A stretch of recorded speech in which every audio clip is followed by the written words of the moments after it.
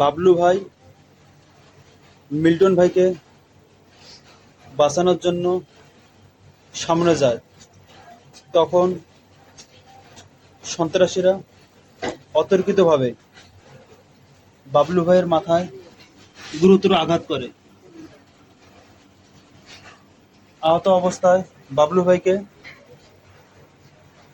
Dhaka medical আনা হয় এবং কিছুক্ষণের মধ্যে তিনি ইন্তেকাল করেন। এই হামলার সাথে যারা জড়িত তাদের প্রত্যেককে দ্রুত সময়ের মধ্যে গ্রেপ্তার করতে হবে এবং যাদের প্রত্যক্ষ এবং পরোক্ষ সহযোগিতায় হামলা হয়েছে, আমাদের গণ অধিকার পরিষদের সদস্য বাবলু ভাই নিহত হয়েছে, তাদের গ্রেফতার করে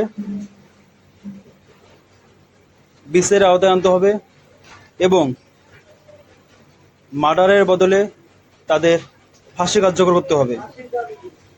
তাদের অবশ্যই ফাঁসি কার্যকর করতে হবে।